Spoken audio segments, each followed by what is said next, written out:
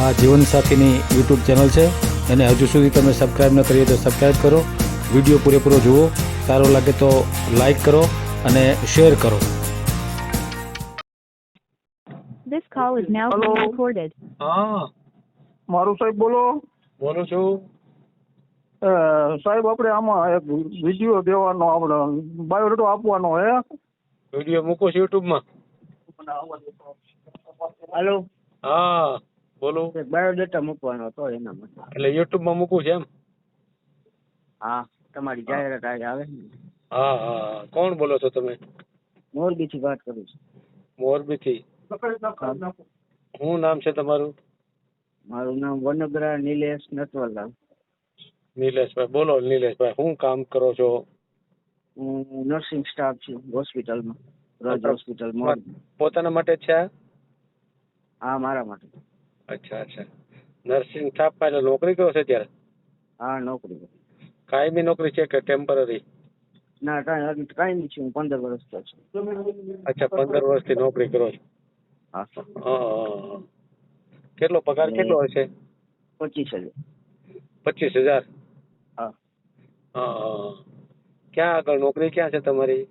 હા, એ મોરબીમાં જ છે ને, રહેવાનું મોરબીમાં જ. મોરબીમાં જ. વતન તમારું મોરબી છે? ઓમ ગામડું છે મોરબીની બાજુમાં, પણ રહેવાનું મોરબી જ રહે છે 20 વર્ષ. 20 વર્ષથી મોરબીમાં રહ્યો છે એમ ને? હા.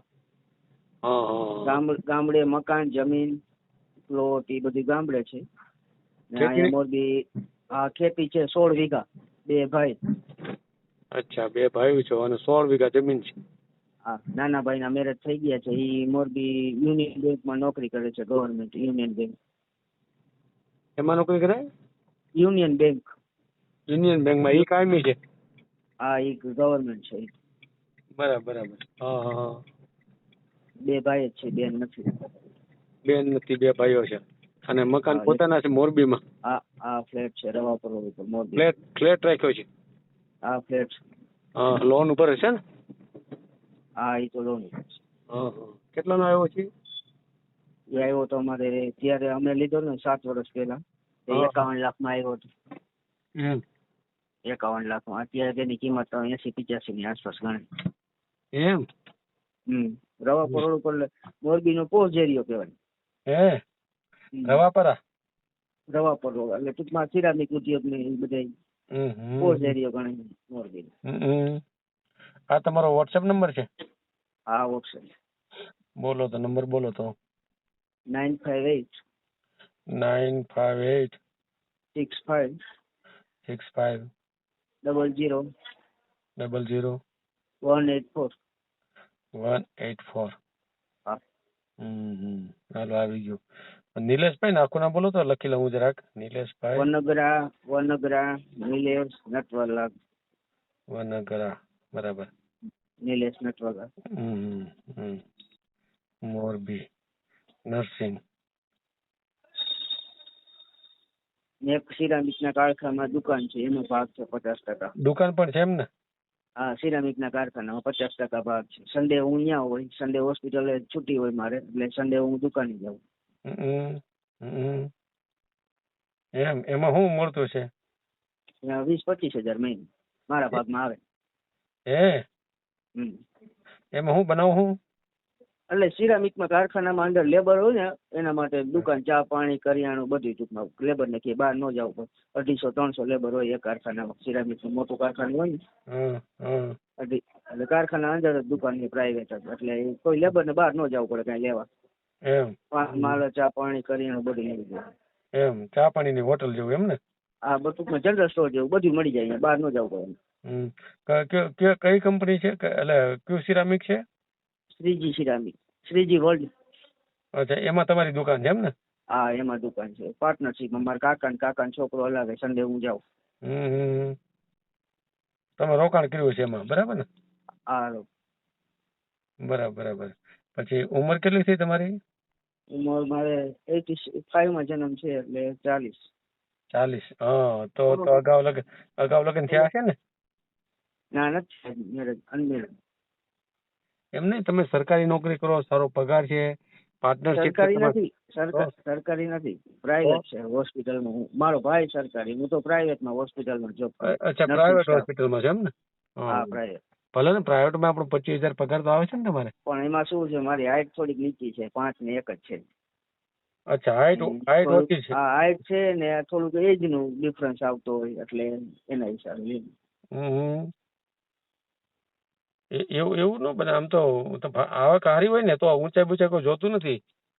પણ આ સાઈડ અમારે થોડુંક એવું છે, મોરબી સાઈડ, એટલે એના હિસાબે. કઈ જ્ઞાતિમાં હો? હું કડવા પટેલ. કડવા પટેલ, હે? તો એમાં થોડુંક છે તકલીફ કા? હા થોડીક અમારે મોરબી સાઈડ થોડુંક આ સિરામિક ના હિસાબે વધારે લે ને. હે હા માગતા ને એવું બધું કરતા હોય ને? હા બધું માગે, જમીન ને કારખાનું, પછી એમાં વળી લેટ ગો થોડું કરે, હાઈટ નું લેટ ગો કરે તો ભણતરમાં કે એવું બધુંમાં બધી સેટિંગ ન આવે ને એટલે થોડું થાય. સમજાઈ ગયું. એવું કઈ હોય તમારી રીતે તો આપણે યુટ્યુબમાં મેલશું આપણે, બરાબર? અને આપણે કરવાનું થાય તો કયા સમાજમાં કરવાનું થાય? સમાજ તો બીજી કાસ્ટ બને ત્યાં સુધી જો આ હોય તો હાલે. પટેલ હોય તો વધારે સારું, બરાબર ને? હા બાકી પછી મોમેડિયન હરિજન એ ટાઈપના નો ચાલે. પણ કેટલું ભણ્યા છો? હું કોલેજ હા લુહાણા, બ્રાહ્મણ, સોની, વાણિયા એ ટાઈપના હોય ને તો હાલે. નહીં, તમે સીધું જ્ઞાતિમાં એમ કીધું હરિજન નો ચાલે એટલે મેં કીધું હરિજન નહીં કહેવાના, દલિત કહેવાના. હા, અને જ્ઞાતિવાદ છોડશો ને તો આગળ વધશો. જ્ઞાતિવાદ જ્યાં લગી પકડશો ને, તમે જેની વાત કરી ને,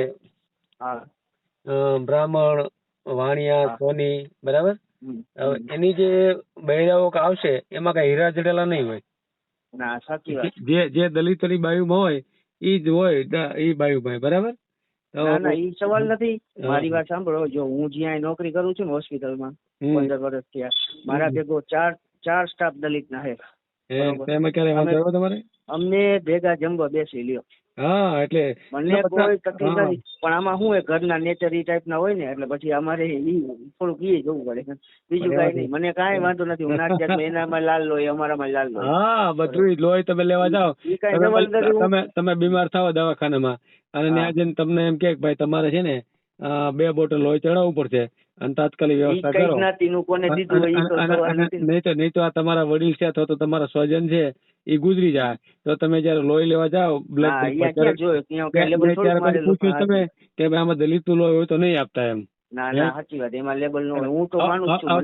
તમારા શરીર અંદર જો લોહીમાં શરીર સ્વીકાર લેતું હોય તો તમારે અડવાથી અથવા એની હારે રહેવાથી થોડું કઈ નુકસાન થાય કઈ? ના અમે જમવા બેસી તો હું 15 વર્ષથી તમારા વિચારો છે ને, હજી તમારા વિચારો એટલા બધા બ્રોડ નથી.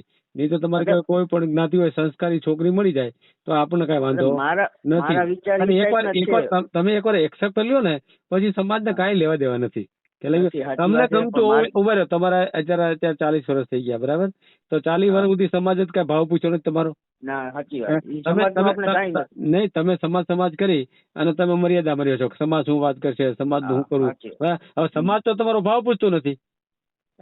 જો તો સમાજ ને એવું લાગતું હોય કે ભાઈ આને આપણી સમાજમાંથી દીકરી દેવી જોઈએ તો એ બીજી સમાજમાં ન જાય.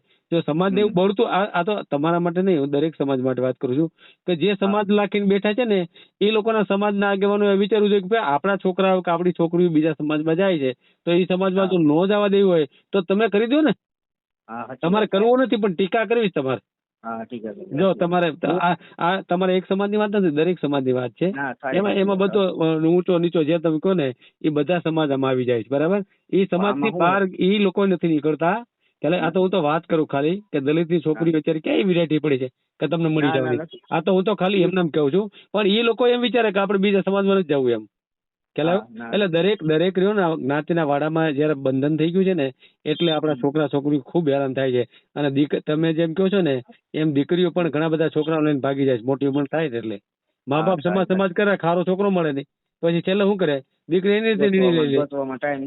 અને એવા ઘણા એવા વિડીયો છે કે એ દીકરીઓ એના નિર્ણય લઈ લીધા હોય એમ વાય જાય. અને એ જે દીકરી જાય ને એ પછી કોઈ સમાજ જોતી નથી એમ.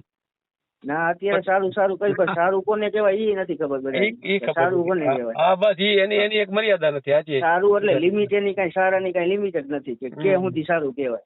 બસ સારું જય સારું જય. હાચી હું ફ્રી માઇન્ડ નો છું, ફોરવર્ડ માઇન્ડ નો છું.